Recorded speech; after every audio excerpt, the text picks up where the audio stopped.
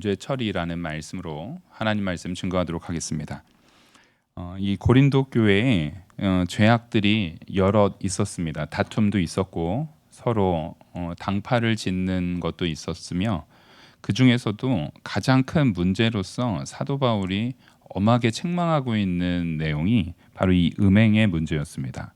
그리고 이 음행의 문제라는 것은 사실상 세상에서 바라보기에도 합당치 않은 아주 죄악에 대한 모습이었습니다. 그래서 이 1절을 보시면 너희 중에 심지어 음행이 있다함을 들으니, 지금 일단 교회 안에 음행이 있다라는 것은 어떠한 경우에도 상상할 수가 없는 겁니다.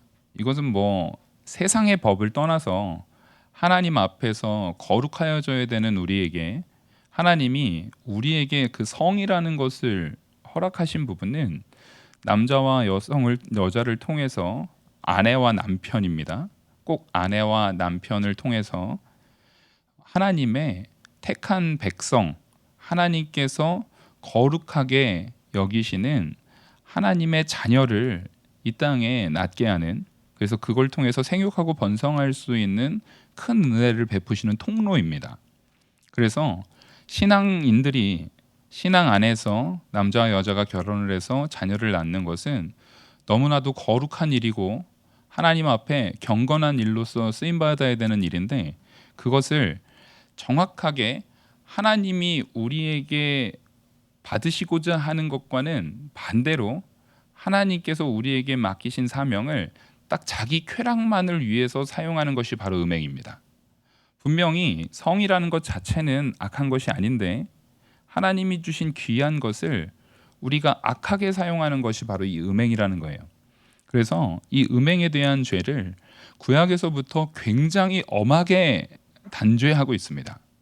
그래서 교회에 너희 중에 심지어 음행이 있다 함을 들으니, 이것은 사도 바울이 아주 굉장히 크게 책망하고 있는 거예요. 어떻게 그런 거를 교회 안에 둘 수가 있느냐? 그것을 너희가 용인할 수 있느냐? 그 음행에 대한 부분이 교회 안에 들어오는 것 자체를 너희가 어떻게, 물론 이미 음행하는 사람이 발견됐을 때에 그것을 들어올 수 있도록 용납하는 부분까지 나아갈 수 있는가에 대한 부분을 먼저 책망하고 있는 것이고, 그런 음행은 이방인 중에서도 없는 것이라 누가 그 아버지의 아내를 취하였다 하는도다. 근데 그 음행의 형태가요 아주 더러운 것이었습니다. 그게 뭐냐면 이 당시에는 이제 부모가, 특별히 이 부분은 가난한 가정보다는 귀족들이라든가 부유한 가정 안에서 이 남자들이 돈이 많은 사람일수록 나이가 들어서도 젊은 아내를 새로 취하는 경우가 많습니다. 특히 이 동아시아 근동지방에서는 아내들이 여럿 있는 게 합법이었잖아요. 요즘에도 지금도 합법이고, 그래서 아내가 많은 것이 자기의 부유함과 권력의 상징입니다. 그래서 내가 얼마나 영향력이 있고 부유하고 권력이 있느냐에 따라서 아내가 많았어요. 그러다 보니까 첫 번째 아내에서 얻은 아들 같은 경우는 나중에 첩으로 들어온 그 아버지의 아내하고 나이 차이가 별로 안 나는 거예요. 그래서 그 안에 음행에 대한 일들이 많이 있었던 것이 사실입니다. 근데 그것에 대해서 특별히 여기서 세상 이방인 중에도 없는 것이라라고 말하는 것이, 이방인 중에는 이런 죄를 지은 사람이 하나도 없다라는 의미가 아니라 이방의 법에서도 이것은 죄로 규정해놨다라는 이야기입니다. 여긴 지금 이제 로마 시대이기 때문에 로마법상으로는, 한국도 아마 사촌은 결혼을 못해요. 근데 로마법상에서는요 3촌지간까지 결혼을 못했습니다. 그러니까 로마법 안에서는 사촌까지는 결혼을 할 수가 있었던 것 같아요. 근데 3촌지간, 그러니까 내 조카이거나, 여기서 삼촌지간이라는 것은 생물학적인 부분뿐만 아니라 법적인 겁니다. 법적으로 내 아버지의 아내면 나한테 어머니인 거예요. 그러니까 절대 있을 수가 없는 일이고, 내 아버지의 동생이나 내 아버지의 누이, 아버지의 여동생이나 누나, 이런 사람 고모가 되는 거죠. 혹은 어머니의 언니면 이모가 되거나 외삼촌이 되는 그 관계 속에서, 그러니까 삼촌의 차이가 나는 관계 속에서 결혼 행위라든가 이 간음의 행위라는 것이 철저하게 금지됐습니다. 그게 로마의 법이었고, 이게 얼마나 형벌이 컸냐면요, 지위를 상실해 버립니다.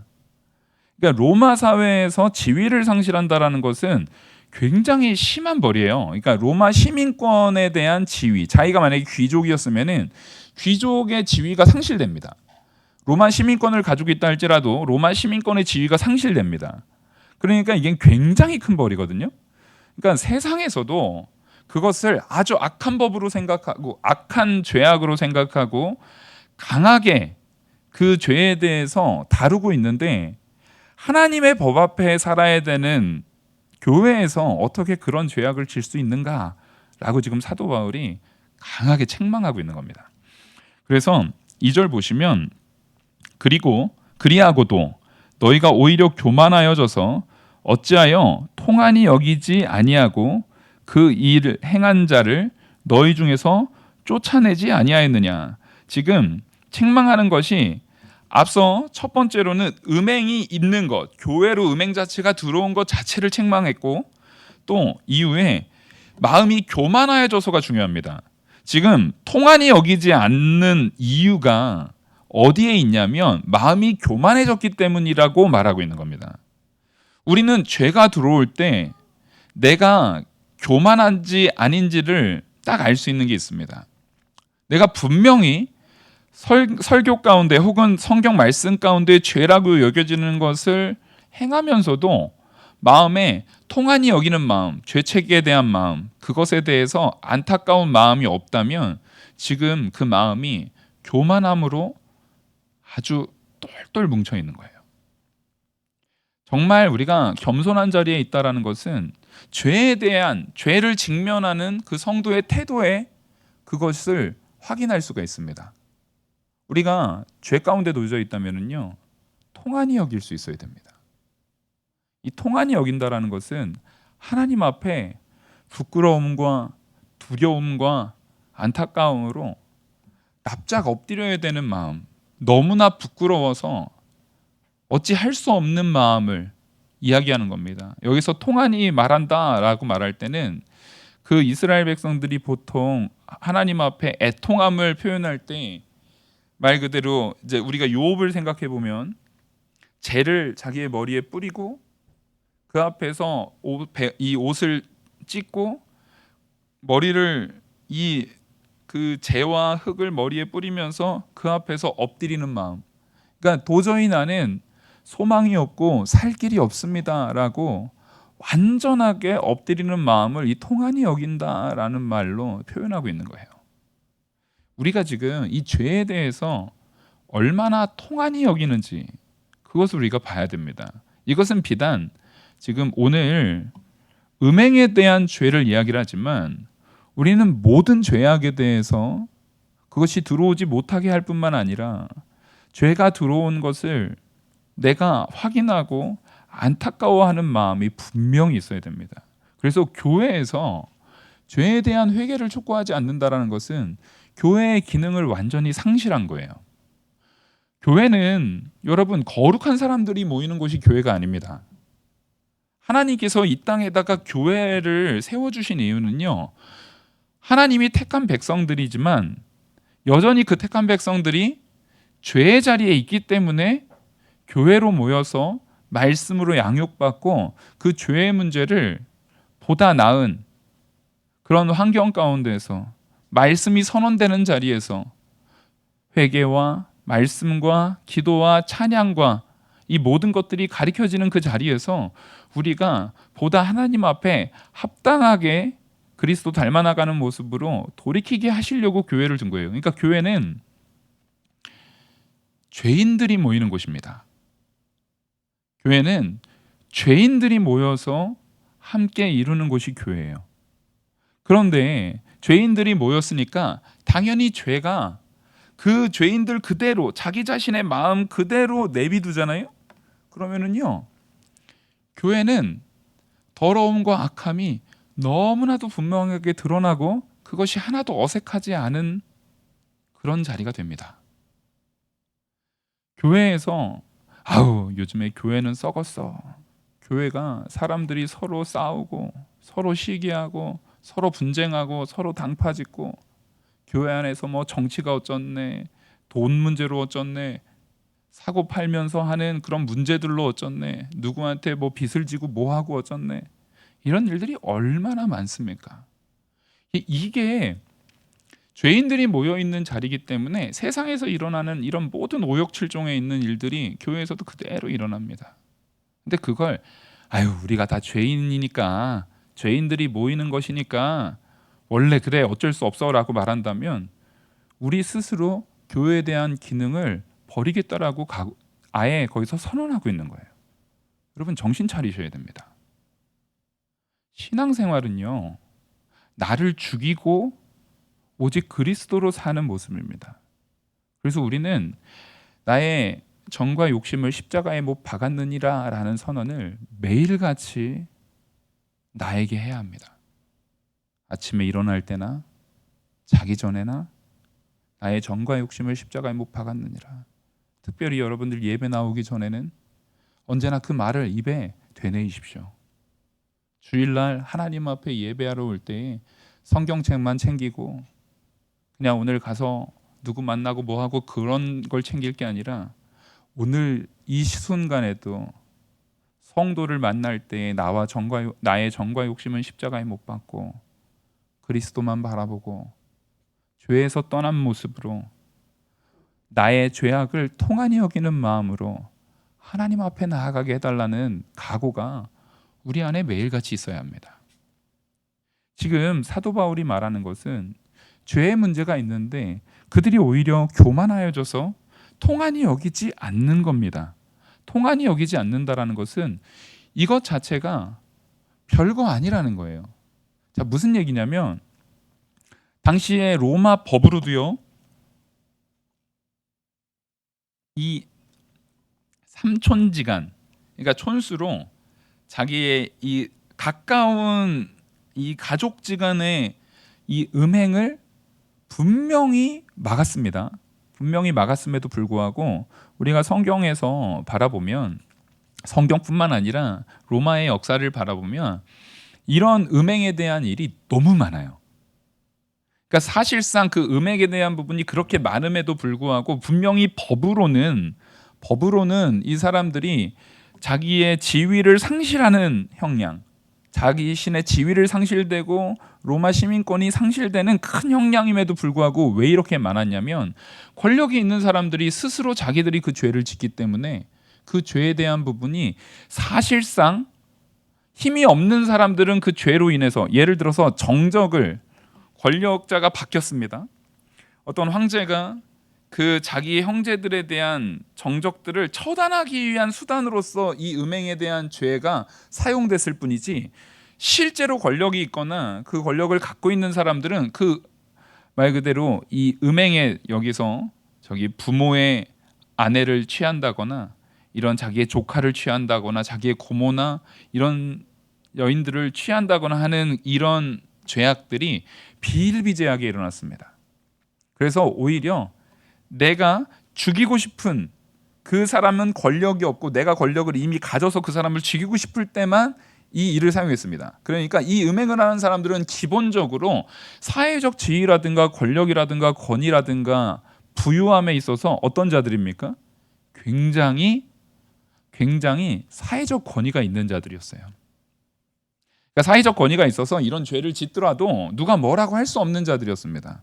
근데 이 고린도 안에서 그런 지위에 높은 사람들이 교회로 전도가 많이 되었고 그 안에서 여전히 이 죄악을 짓는 사람이 있는데 그 사람들의 그 지위 높음, 그 사람들의 그 권력의 모습 때문에 그 사람들에 대해서 치리를 하지 않는 거예요. 여기서 이제 버린다라는 게 무조건 아예 출교, 너는 저주받은 사람, 영원히 구원받지 못한다 이런 개념이 아닙니다. 여기에서는 마땅히 범죄함에 있어서는 육신에 대한 형벌을 내려야 된다라는 거예요. 여러분 우리가 정말 착각하고 있는 게 뭐냐면 내가 만약에 범죄를 하잖아요. 사회적으로도 죄인 범죄를 저지르면 교회에 와서 회개만 하면 끝입니까? 아니에요. 철저하게 이 세상의 형벌에 대한 부분을 다 담당하고 다 받고, 교회에서의 회개는 또 다른 겁니다. 근데 우리는 내가 마음속으로 지은 죄에 있어서 그 사람에게 제대로 풀 생각, 그 사람과의 제대로 된 화목, 제대로 된 그 죄에 대한 이 형벌에 대한 부분을 다 감당할 생각은 안 하고 하나님한테 쉽게 회개하고 하나님은 다 용서해 주셨으니까 라고 말한다면, 그건 그냥 아주 마음에 더러움이, 악함이 가득해서 교만한 모습으로 똘똘 뭉쳐있는 것밖에 안 돼요. 우리의 죄의 문제라는 것은 반드시 그에 합당한 형벌을 마땅히 치러야 됩니다. 이 사람들이 지금 교만해진 이유는 자기의 위치 때문에 이런 죄를 짓는다 할지라도 주변에서 누가 나한테 뭐라고 할 수 없는 그런 실력과 그런 권한을 내가 가지고 있다라는 것을 드러내고 있는 거예요. 그리고 교회에서도 그 사람들의 눈치를 봐서, 아이고 저 장로님이 11조를 얼마나 내는데, 아이고 저 권사님이 교회 짓는데 얼마를 냈는데, 저기 저 집사님이 어디 땅이 얼마나 많은데, 그래서 괜히 이런 거 가지고 책망했다가 교회 나가면은 교회 그 손해가 얼마나 심한데. 지금 교회가 아주 과거 이 시절부터 지금까지도 그런 말도 안 되는 것들에 절절매고 있습니다. 여러분, 우리는 하나님 앞에서 내가 거룩하고 경건한지를 봐야 됩니다. 하나님께서 죄라고 한 것이 있으면 그 죄에 대해서 철저하게 끊어낼 마음의 각오, 그리고 그 죄 때문에 내가 다른 사람들한테 손가락질과 비아냥을 당할 각오를 하셔야 돼요. 그것이 바로 우리에게 복입니다. 그래서 오늘 말씀에서 뭐라고 하냐면 3절부터 보시면, 내가 실로 몸으로는 떠나 있으나 영으로는 함께 있어서 거기에 있는 것 같이 이런 일 행한 자를 이미 판단하였노라. 내가 이들에 대해서 지금 이렇게 내가 몸으로는 떠나 있어도 영으로 이들에 대해서는 이거는 철저하게 불법이다, 이것은 죄고 교회에서 절대 그것을 용납할 수 없다라는 것을 이미 판단했다라는 거예요.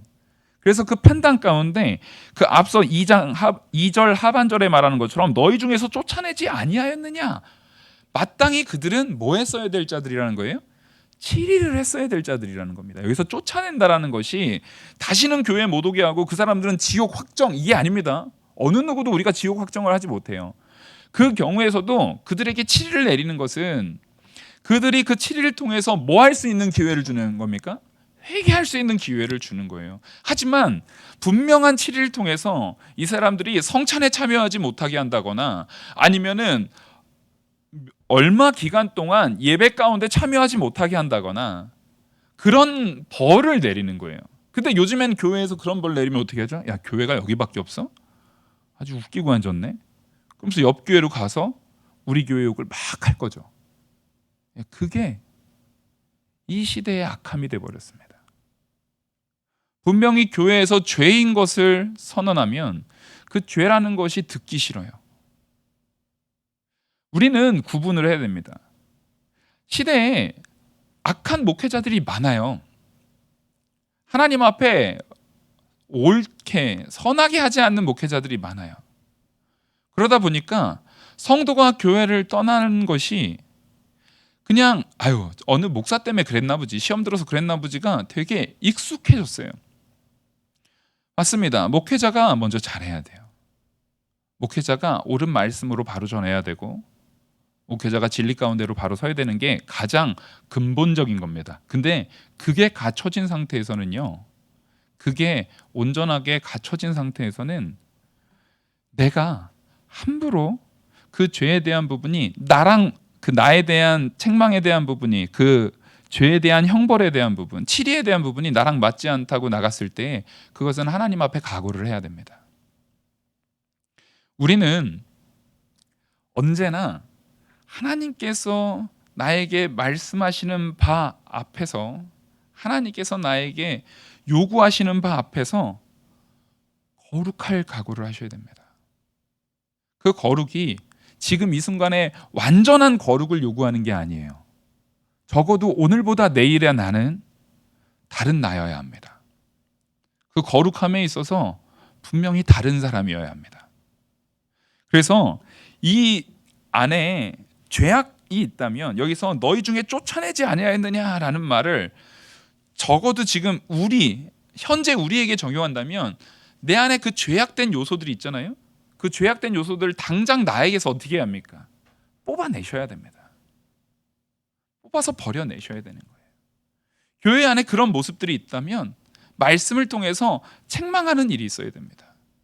여러분, 우리 교회에서 여러분들이 절대로 시험 들지 말아야 되는 게, 물론 말씀 안에서 분명하게 세워줄 때, 말씀 안에서 분명하게 선언할 때, 적어도 저를 비롯해서 우리 두 분 장로님들이 여러분들에게 책망의 메시지를 할 때 그거 가지고 시험 든다고 한다면요, 내 스스로 성도의 위치에서 벗어나겠다라고 말하는 것과 같습니다. 물론 뭐 권사님들이나 집사님들은 되도록이면 책망하지 마세요. 근데 저를 비롯해서 장로님들은 책망해야 될 의무가 있습니다. 죄에 대해서요. 교회 안에서 옳지 않은 일에 있어서요, 책망해야 될 의무가 있어요. 그렇지 않았을 때 하나님께서 오히려 우리한테 벌을 내리십니다. 여러분, 이게 교회를 세워나가는 일이 간단한 일이 아니에요. 죄가 이 교회 안에 들어왔을 때 그것을 쫓아내지 않았을 때, 쫓아낸다라는 것은 다시 말씀드립니다, 그 사람을 아예 너 나가, 괴롭혀가지고 다시는 교회 못 오고 넌 지옥이야, 이렇게 말하는 게 아니라는 걸 분명히 말씀드립니다. 여기서 쫓아낸다라는 것은 치리가 있다라는 거예요. 물론 교회는요, 되도록이면 치리를 하지 않으려고 합니다. 되도록이면 은혜 가운데 하려고 해요. 그럼에도 불구하고 회개하지 않고 돌이키지 않고 끝까지 나아갈 때는 교회는 치리를 행사하게 됩니다. 그 일이 계속 반복돼서 다른 성도들에 대해서 정말 그 죄악으로 이끈다거나 죄의 결과를 나타낸다거나 그런 더러움이 교회에 해악을 끼친다라는 부분이 드러났을 때는요, 저와 장로님들은 분명하게 그것에 대해서 잘라내야 됩니다. 그것이 역할이에요. 하나님이 그러라고 세우신 거예요. 근데 그렇게 했을 때 요즘 교회는 아까도 말씀드렸듯이 교회가 여기 하나야? 하다못해 제가 초등학교 때까지만 하더라도요, 교회에 다른 새신자분이 오셨어요. 그러면 신앙생활 처음 하셨습니까? 물어보고 아니요, 다른 데서 신앙생활 했었습니다 라고 하면은요, 꼭 받는 게 있었어요. 그 전에 있었던 교회의 목사님이 써주는 그 증명서가 있었어야 됐습니다. 그 증명서 없으면 교회에서 안 받았어요. 근데 요즘엔 그런 거 받나요? 요즘은 그런 거 없죠. 아예 그런 게 있는지도 몰라요. 그런 시대가 됐습니다. 왜냐하면 우리 스스로 이것은, 그러니까 요즘에도 증명서가 다시 나와야 됩니다라는 걸 얘기하는 게 아니에요. 여러분, 이 모든 것에 있어서 사람은 사람을 속일 수 있어도 우리 안에 살아 숨쉬는 성령 하나님을 나는 속이지 못해요.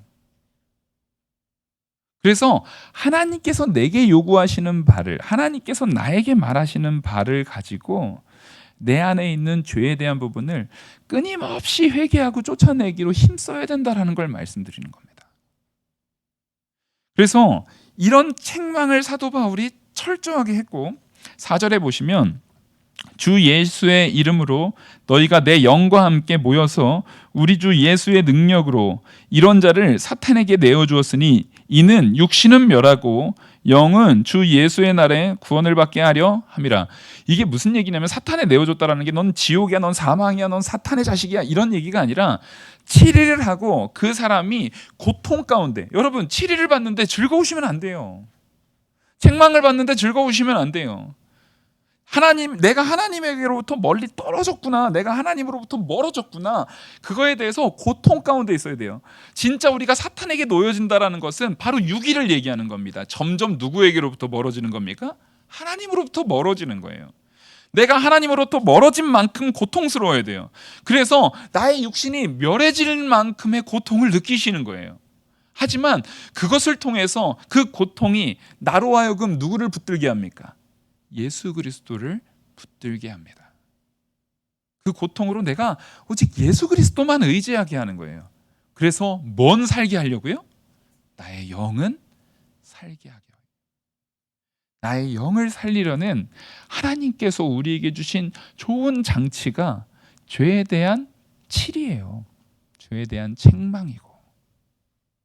그래서 우리는 적어도 세상에서 악하다라고 판단되는 일에 있어서는요, 성도면 고민할 것도 없어요.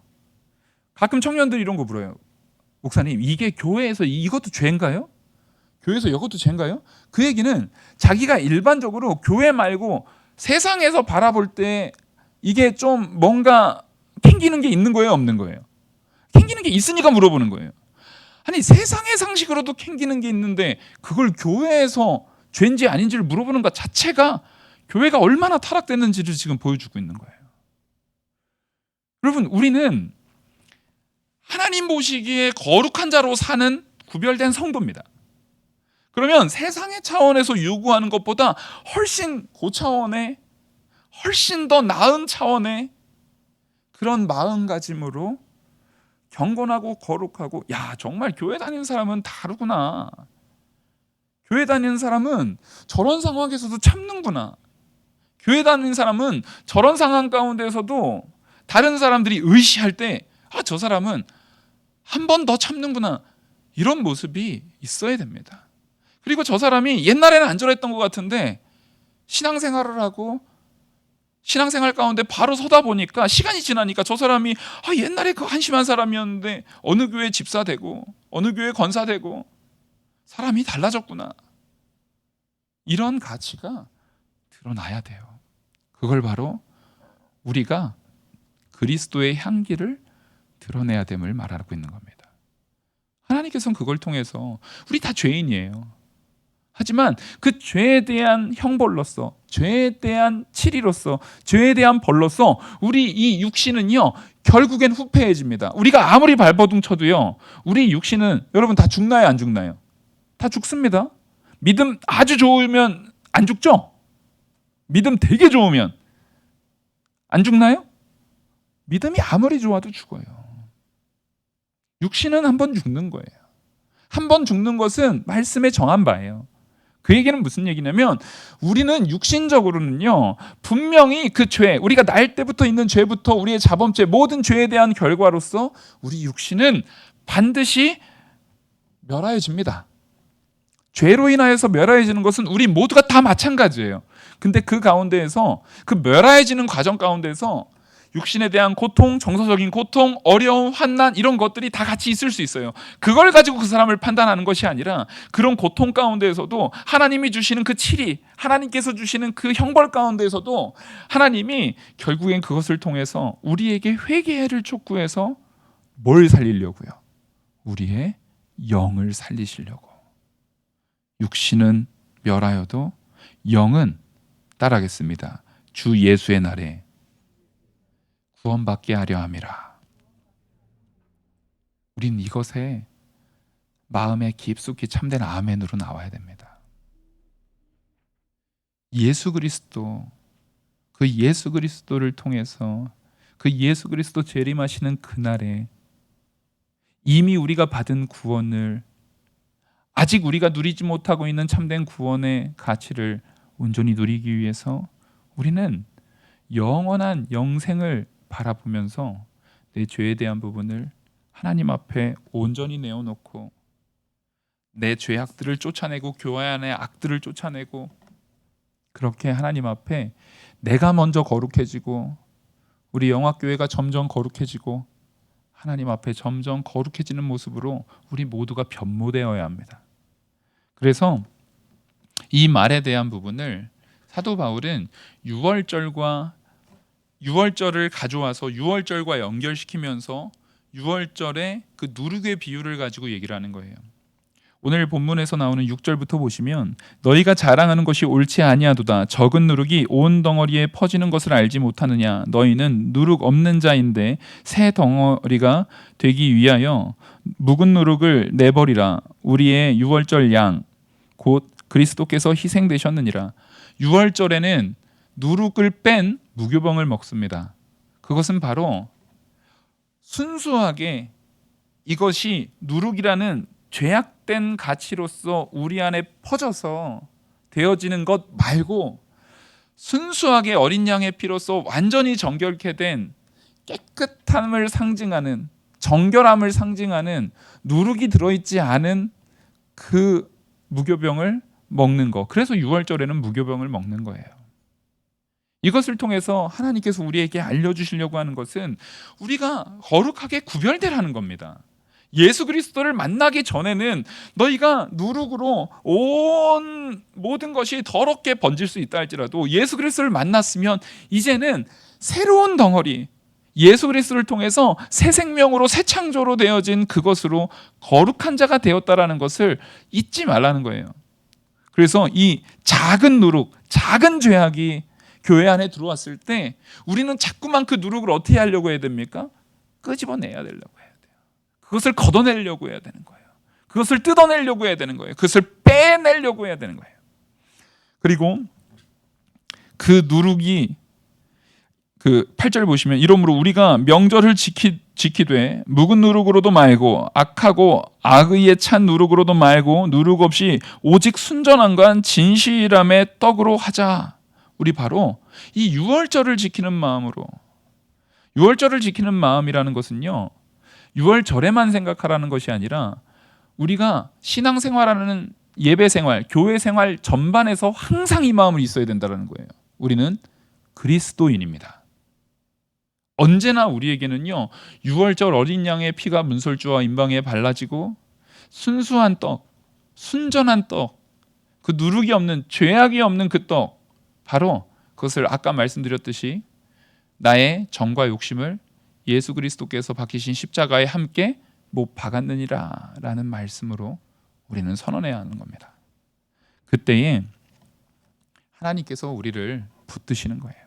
근데 이 음행을 버리지 않고 그것을 그대로 용인하고 있었던 그 고린도 교인들을 향해서 우리가 마땅히 그래야 될 거룩할 자인지인데 어떻게 이렇게 하느냐라고 다시 한번 크게 책망하고 있는 겁니다. 여러분, 내 스스로에게 죄에 대한 부분을 어떻게 내가 적용하고 어떻게 그 죄에 대한 부분을 내가 인식하고 그것을 해결해서 처리해 나가야 되는지에 대한 부분을 기준을 확고히 세우세요. 타협의 여지가 없습니다. 죄악은 끊어내셔야 됩니다. 죄의 자리는 피하시는 게 좋습니다.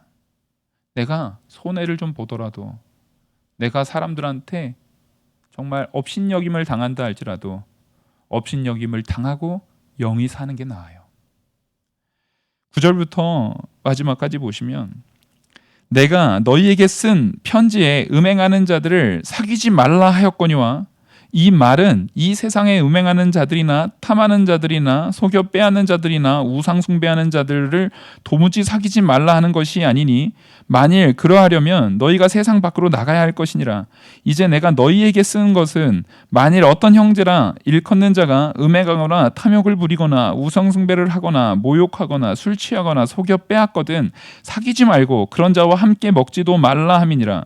밖에 있는 사람들을 판단하는 것이야 내게 무슨 상관이 있으리요. 많은 교회 안에 있는 사람들이야 너희가 판단하지 아니하랴. 밖에 있는 사람들은 하나님이 심판하시려니와 이 악한 사람들은 너희 중에서 내쫓으라. 분명히 아셔야 되는 게 세상에 있는 사람들이 죄악을 짓는 것은 당연해요. 그럼에도 그들과 우리가 사귀지 않을 것이 아니라 그들은 우리의 전도 대상입니다. 근데 이미 전도되어서 교회에 온 사람들의 죄에 대해서는요, 반드시 우리가 아유 그럴 수도 있지라고 생각하지 마시라는 거예요. 이미 성도가 되어서 교회에 왔다면 그 죄악에 대한 부분을, 물론 정죄를 위한 정죄를 하라는 얘기는 아닌 건 여러분들 다 아실 겁니다.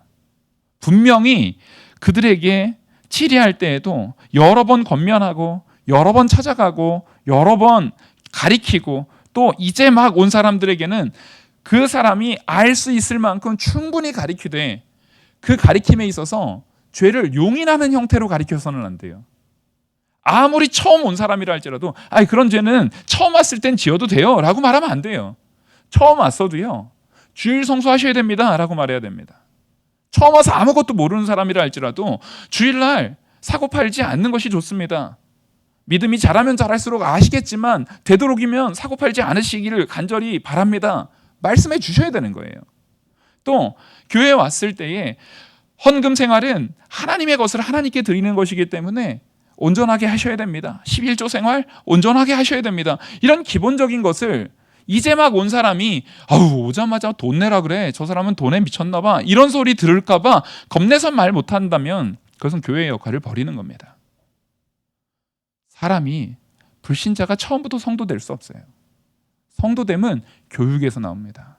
교육은 말씀을 선언하면서 나오고, 그 사람의 마음을 우리가 친절함으로 설득해서 되는 것이 아니라 말씀을 선언했을 때 하나님께서 그 안에 역사하심으로 되는 줄 알고, 우리가 교회 안에서의 범죄 처리에 있어서 더욱더 분명하게, 더욱더 확고하게, 정말 치리하는 자도 물론 없길 바라지만 정말 많이 기도하고 많은 법에 있어서 우리 당회에서 우리 법안을 우리 많이 정해놓지 않았습니까?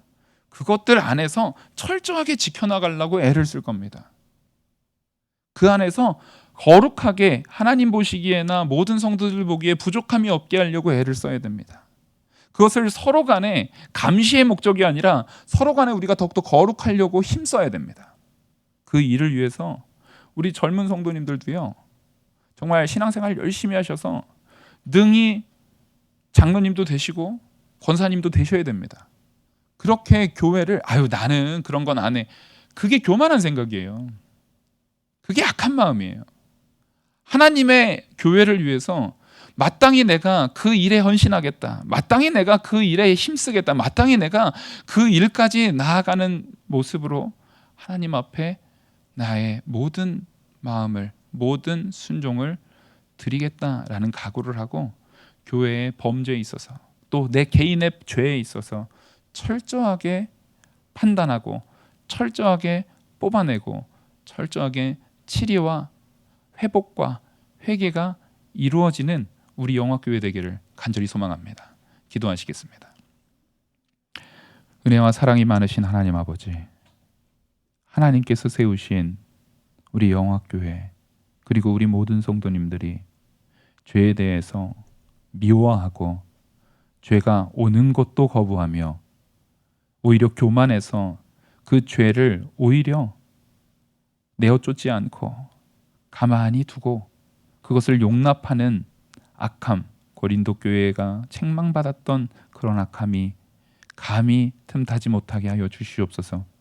언제나 교회에서 진리의 말씀이 선포되고 내가 모른다 할지라도 선포된 말씀이 진리이면 지키려고 힘쓰는, 정말 어제보다는 오늘이, 오늘보다는 내일이 더욱더 거룩해지려고 힘쓰는 성도들로 가득 찬 교회 되게 하여 주시옵소서. 그래서 생명이 있고 능력이 있고 말씀의 정결함과 순수함이 있는 우리 영화교회로 세워 주시옵소서. 이 모든 말씀 살아계시는 우리 주 예수 그리스도의 이름으로 기도 올리옵나이다. 아멘.